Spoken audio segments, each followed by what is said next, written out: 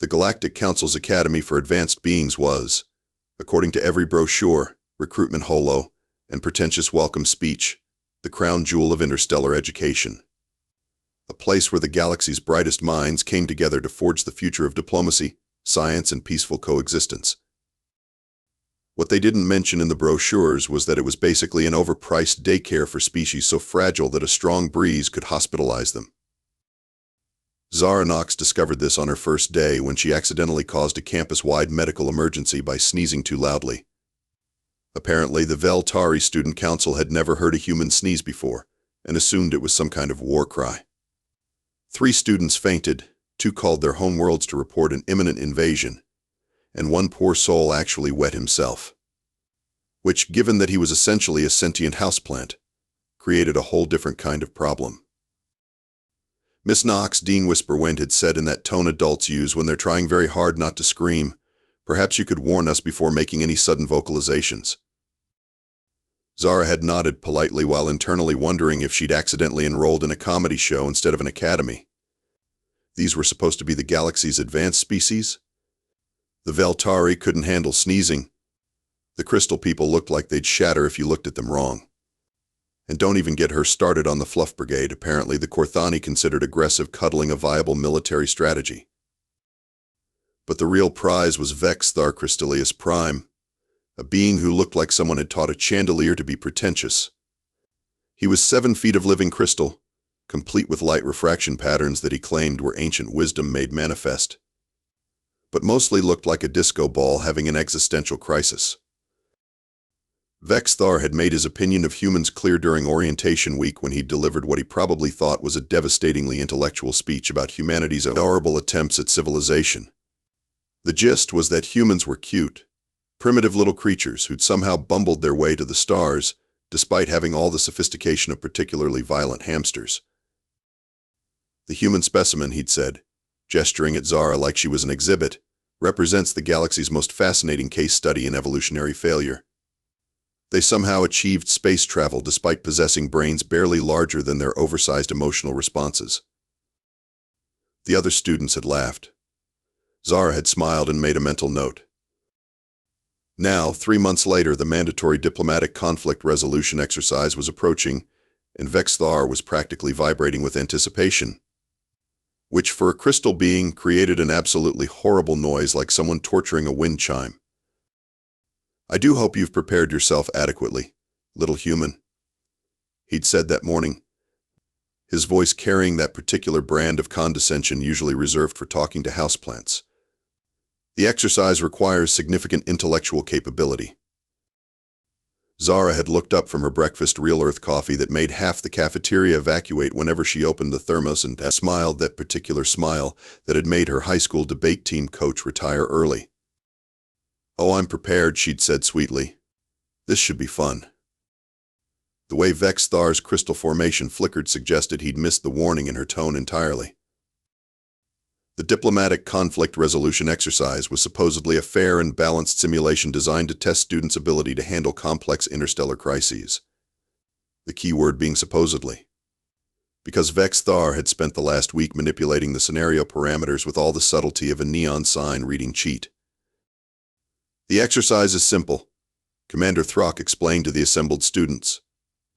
Throck was a Gornathi, think a cross between a grumpy bear and a walking tank, with tusks that suggested his species had strong opinions about proper conflict resolution. Unlike the other instructors, he didn't treat Zara like a curiosity. He treated her like a student, which made him her favorite professor by default. Each participant will face a randomly generated crisis scenario. You'll have 4 hours to develop and implement a diplomatic solution. Success is measured by civilian casualties avoided, resources preserved, and long-term stability achieved. Pip, a nervous blob creature from the Anxiety Nebula, quivered beside Zara. "What if we fail? What if we accidentally start a war? What if?" "Yes, Bull." "You'll do fine, Pip," Zara said, patting what she hoped was his shoulder. With Pip, anatomy was more of a suggestion than a rule. "The scenarios are completely random," Throck continued, "generated by our advanced AI to ensure fairness." Vex'thar's crystalline form sparkled innocently. Too innocently. Zara had spent enough time around politicians to recognize that particular brand of fake sincerity. When the assignments were distributed, Zara wasn't surprised to see she'd drawn the absolute worst-case scenario. A full-scale planetary invasion with herself as the lone defender of a peaceful farming world facing overwhelming odds. No allies, limited resources, and an enemy force roughly equivalent to bringing a water gun to a supernova fight. "Oh my," Vex'thar said, his voice dripping with fake sympathy. "How unfortunate, Miss Knox. Such a challenging scenario for someone of your limitations." Around them, other students were opening their assignments. Pip had gotten a simple trade dispute. The plant student had received a minor border disagreement. Even the chronically pessimistic Dune twins had drawn a straightforward territorial negotiation. Zara looked at her scenario parameters: 50,000 enemy ships, planet killer weapons, and an invasion force that outnumbered her defensive capabilities by roughly 10,000 to 1. The enemy was described as ruthlessly efficient, technologically superior, and psychologically incapable of mercy. She started laughing. Not the polite chuckle expected in academic settings. Not a nervous giggle. This was the kind of laughter that made small children hide behind their parents and made apex predators reconsider their life choices. "Something amusing, Miss Knox?" Vex'thar asked, his light patterns flickering with confusion. "Oh, this is perfect," Zara said, wiping tears from her eyes. "Absolutely perfect. I haven't had a good challenge in weeks." The betting began immediately. The Veltrathi gave her 30 minutes before surrender. The crystal students predicted she'd break down crying within the hour. The plant people, being naturally optimistic, gave her a generous 2 hours before complete psychological collapse. Only Commander Throck didn't place a bet. Instead, he watched Zara with the kind of expression grizzled veterans get when they see storm clouds gathering and remember they forgot to pack an umbrella. "Students," Throck announced, "you have 4 hours. Begin." Zara cracked her knuckles, a sound that made everyone within earshot flinch, and started typing. "Show me what you've got," she murmured to herself, that same smile spreading across her face again. "The human specimen," Vex'thar explained to a growing crowd of observers, "comes from what we classify as a Deathworld end. A planet so hostile that most civilized species would consider it a form of torture to visit, let alone inhabit." The assembled students nodded wisely. Everyone knew about Earth, that savage little rock where everything was trying to kill everything else in the most creative ways possible. "But here's the amusing part," Vex'thar continued, his crystal formation practically glowing with superiority. "Despite coming from such a brutal environment, humans are actually quite fragile. Their psychological makeup is entirely unsuited for actual conflict.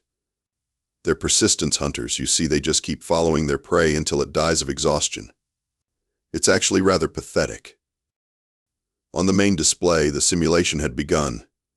Zara's defensive position looked like a joke: one small space station, a handful of outdated fighters, and a planetary population that consisted mainly of farmers who thought aggressive farming was a contradiction in terms.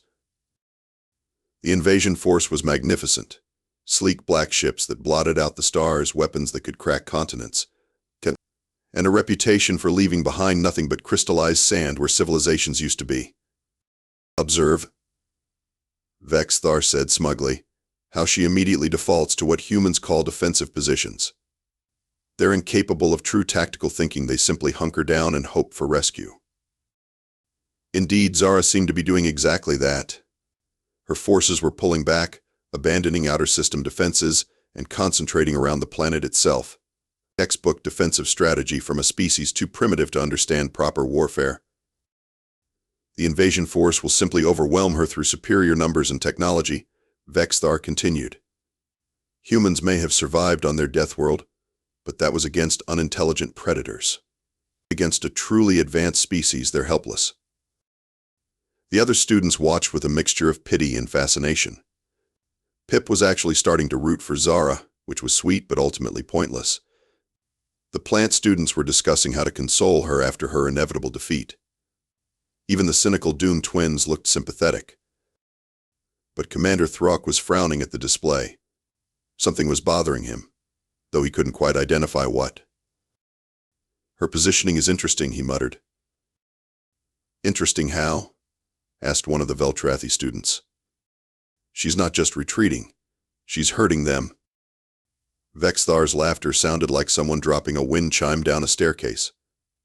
"Commander, surely you don't believe this primitive creature has a strategy? Humans are barely capable of planning their next meal, let alone conducting complex military operations." On screen, the invasion force had reached the inner system. They were advancing in perfect formation, their ships arranged in the optimal pattern for maximum firepower and protection. It was textbook tactical doctrine, executed with the precision that had made them the terror of 17 star systems. Zara's remaining forces looked insignificant by comparison. Her ships were older models, clearly outgunned, and apparently commanded by someone who'd learned space combat from watching too many adventure holos. She was even broadcasting on open channels, which everyone knew was a sign of desperate bravado. "Attention invading fleet." Her voice came through clearly, with that odd human accent that made everything sound like a casual conversation. "Beautiful day for a space battle, isn't it? I've prepared something special for you." The invasion commander's response was predictably contemptuous: "Surrender now, and your death will be swift." Zara's laugh came through the speakers, and somehow it made every student in the observation room shift uncomfortably. "Oh, honey," she said, "you have no idea what you just walked into." Vex'thar turned up his luminosity in amusement. "Listen to that primitive bravado. She actually thinks she can intimidate a superior force through vocal posturing. How delightfully naive." On the display, the invasion force reached optimal firing range and began their attack. And that's when things started going very, very wrong. The first sign that something was deeply, fundamentally wrong came when the invasion fleet opened fire and half their shots missed their targets entirely. Not because of defensive measures. Not because of jamming. They missed because their targets weren't where their sensors said they were. "Impossible," Vex'thar sputtered, his crystal formation flickering rapidly. "She somehow created false sensor readings across their entire fleet.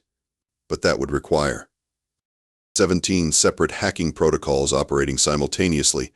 Zara's voice came through the speakers, calm as someone discussing the weather. "Each one designed to create tiny discrepancies that compound into major targeting errors. I've been seeding your approach vector with quantum resonance mines for the past 30 minutes. The second sign of trouble came when the invasion fleet's perfect formation began to collapse. Ships were reporting navigation errors, power fluctuations, and what their commanders were describing as impossible gravitational anomalies. Commander Throck leaned forward, his expression shifting from confusion to something approaching professional alarm. "She's not using conventional tactics at all," he said slowly. "She's playing by completely different rules." "What do you mean?" Pip quivered. "Most species wage war like it's a chess match. Careful, calculated, following established patterns of engagement. But humans," Throck paused, watching as another squadron of invasion ships found themselves trapped in a maze of their own making. "Humans treat war like it's a bar fight in a house of mirrors." On screen, the invasion continued to deteriorate. The enemy commander was screaming orders that his subordinates couldn't execute, because their ships were no longer responding properly. Weapons systems were firing at random intervals. Navigation was becoming a suggestion rather than a science. And through it all, Zara's voice continued its cheerful commentary. "See, the thing about overwhelming technological superiority," she was saying apparently to no one in particular, "is that it makes you predictable. You've got all this fancy equipment, so you rely on it. But technology has vulnerabilities, and vulnerabilities can be exploited." A particularly large invasion ship attempted to break free of whatever was affecting the fleet, only to find itself spinning helplessly as its stabilizers fired in sequence, creating a rotation that turned the mighty warship into a very expensive, very deadly top. "How is she doing this?" whispered one of the Veltrathi students. "She's not fighting their ships," Throck said, and there was something like admiration in his gravelly voice. She's fighting their assumptions. Every tactic they've used, every formation they've adopted, every response they've made, she's been 3 steps ahead, turning their strengths into weaknesses. Vex'thar was no longer glowing with amusement. In fact, he was barely glowing at all, which for a crystal being suggested either deep thought or impending panic. "This has to be a malfunction in the simulation," he said. But his voice lacked its earlier confidence. No primitive species could outmaneuver advanced tactical doctrine. As if in response to his words, the entire invasion fleet suddenly found itself dealing with what appeared to be a rebellion among their own ships. Weapons were targeting their own allies, engines were firing in directions that defied physics, and communication systems were broadcasting what sounded suspiciously like human music. "Spite," Zara said conversationally, as if answering a question no one had asked. "That's the part you never accounted for. You're fighting because it's logical, efficient, profitable. I'm fighting because you annoyed me?" The observation room had gone completely silent except for the sound of Pip's anxious bubbling and the distant noise of Vex'thar's crystal formation vibrating with what was definitely panic. On screen, the mighty invasion fleet, the terror of 17 star systems, was systematically destroying itself while its target sat safely behind defenses that shouldn't have been able to stop a determined pirate raid. "Commander Throck," one of the students asked quietly, "is she winning?" Throck watched as another invasion ship accidentally rammed its flagship while trying to escape what its sensors insisted was a black hole, but it was actually just empty space with an attitude problem. "Winning?" he repeated. "Child, she's not just winning. She's rewriting the definition of warfare." And in the center of it all, Zara Knox sat at her command console, sipping coffee that could melt steel and smiling like someone who'd just remembered a really good joke. The moment of truth came when the invasion fleet's supreme commander, in a last desperate attempt to salvage something from the debacle, decided to abandon all pretense of military precision and just start shooting everything.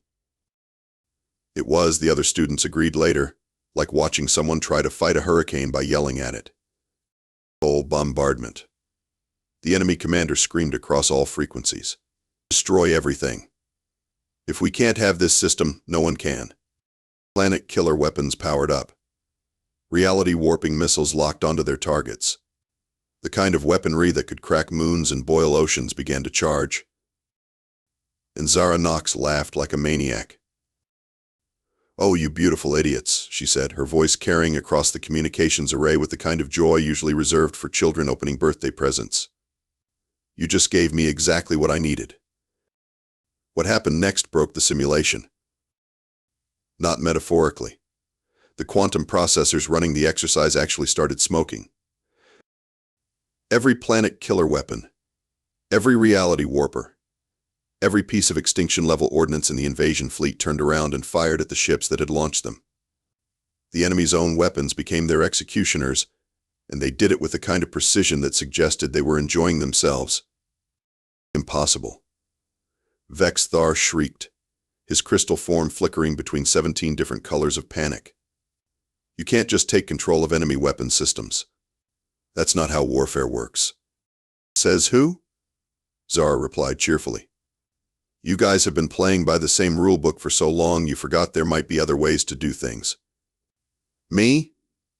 I grew up on a planet where the weather tries to kill you, the plants are carnivorous, and we domesticated wolves because we thought they looked lonely." The invasion fleet was now essentially a fireworks display with delusions of grandeur. Ships were exploding in patterns that spelled out rude words in 17 different languages. The flagship had somehow been convinced that it was actually a passenger cruise liner and was broadcasting dinner menus while its crew tried to figure out why their weapons were firing confetti. "She's not just defeating them," Commander Throck said, his voice filled with something between awe and existential terror. "She's making them defeat themselves while enjoying the process." Pip was vibrating with excitement. "How? How is she doing this?" "Because," Zara's voice came through the speakers, "you all made a fundamental error. You looked at humans and saw failed aliens. But we're not failed aliens. We're successful humans. And humans don't just survive impossible situations, we thrive in them. The last invasion ship was now broadcasting what appeared to be a recipe for something called chocolate chip cookies, while its crew mutinied against their own command structure because Zara had convinced them their officers were actually alien imposters. Deathworlds don't create victims, she continued, her voice now carrying an edge that made every student in the observation room suddenly remember that humans were, technically, apex predators. They create survivors. And survivors don't fight fair. The simulation's quantum processors gave up entirely and started displaying error messages in languages that hadn't been invented yet. Vex'thar was making a sound like someone strangling a wind chime. This is cheating. This has to be cheating. Cheating. Zara's laughter echoed through the speakers. Honey, this is Tuesday. You want to see cheating? Wait until I'm actually trying. The observation room had gone dead silent except for the gentle hum of overloaded processors and the distant sound of what might have been weeping from the direction of the Vex'thar students. On screen, the mighty invasion fleet, all 50,000 ships, had been reduced to space debris, confused surrender broadcasts, and one vessel that was now apparently convinced it was a traveling theater company performing interpretive dance about the heat death of the universe. Total time elapsed, 2 hours and 37 minutes. Enemy casualties, complete annihilation. Zara's casualties, 1 cup of coffee that had gone cold while she wasn't paying attention. Well, Commander Throck said into the silence, that was educational. And somewhere in the background, very quietly, Vex'thar was making a sound that might have been crying, if crystal beings could cry, which they technically couldn't. But apparently the universe was full of surprises today. The Academy's emergency faculty meeting lasted 6 hours and resulted in what historians would later call the "oh crap" protocols, a comprehensive revision of literally everything they thought they knew about human capabilities. Dean Whisperwind, looking like someone who'd spent the day reconsidering his life choices, addressed the assembled staff with the kind of careful precision usually reserved for defusing reality bombs. So, he began, his voice carrying the weight of institutional panic barely held in check. It seems we may have made some miscalculations regarding our human student. Commander Throck, who had spent the aftermath trying to figure out exactly how Zara had convinced enemy weapons to commit suicide by interpretive dance, was more direct. She broke physics, he stated flatly, multiple times. The engineering department is still trying to figure out how she made gravitational fields that only affected ships with odd-numbered registration codes. Across campus, new signs were being installed, warning, human student on premises. Avoid sudden movements, loud noises, or expressions of superiority. The dining hall had posted additional warnings about beverages of mass destruction. After Zara's morning coffee had accidentally dissolved a table. But the real changes were psychological. Vex'thar hadn't spoken in 3 days. He'd taken to hiding in his dormitory, occasionally making soft, crystalline, chiming sounds that the medical staff interpreted as either profound meditation or a complete nervous breakdown. Possibly both. The betting pools had been quietly disbanded after it became clear that gambling on human capabilities was essentially the same as investing in chaos theory with a personal vendetta. I don't understand, Pip bubbled anxiously to anyone who would listen. She seemed so nice. She helped me with my homework. She shared her snacks. That's what makes it terrifying, replied one of the Doom twins. She's genuinely friendly. Imagine what she could do if she actually disliked someone. The faculty had reached some uncomfortable conclusions during their emergency session. Human students would now be classified as potentially hazardous academic material. New courses were being developed, understanding Deathworld psychology, why everything you know is wrong, and advanced surviving your human classmates. But Zara herself seemed completely oblivious to the institutional panic she'd caused. Hey Pip, she said cheerfully, settling down at their usual table in the cafeteria. How'd your exercise go? I got caught up in mine and missed lunch. Did they have those little sandwiches with the weird blue stuff? Pip made a small, terrified noise. Are you okay? Zara asked, genuine concern in her voice. You look a little pale. Well, more translucent than usual. Zara, Pip whispered, you destroyed an entire invasion fleet. Oh, that. Zara waved dismissively. It wasn't that impressive. They made it easy by being predictable. Next time I'll try something more creative.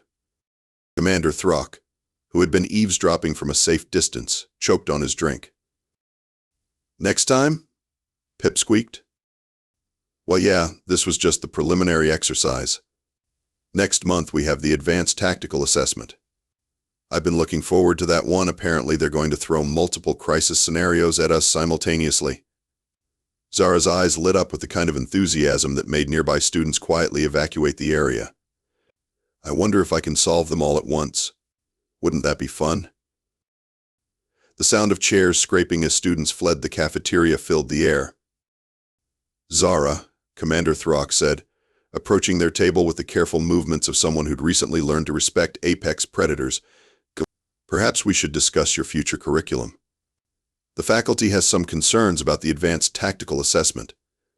Concerns? Zara looked puzzled. It's not too easy, is it? Because honestly, today's exercise was kind of disappointing. I was expecting more of a challenge. Commander Throck made a note to recommend hazard pay for all faculty members. Miss Knox, he said carefully, I think it's time the Academy learned to appreciate what makes humans unique. Zara beamed at him. That's sweet of you to say. Don't worry, Commander. Next time I'll really show them what humans can do. Somewhere in the distance, the sound of crystalline weeping echoed through the corridors, and the Academy's insurance company quietly started investigating policies for acts of human. The galaxy, it seemed, was about to get a lot more interesting. And in her dormitory room that night, Zara Knox made notes in her personal journal. Note to self: next exercise should probably involve actual effort. These aliens are adorable, but they need to learn that underestimating humans isn't just rude, it's hazardous to their health. She closed the journal, smiled that same terrifying smile, and started planning her next diplomatic solution. The stars themselves seemed to shudder.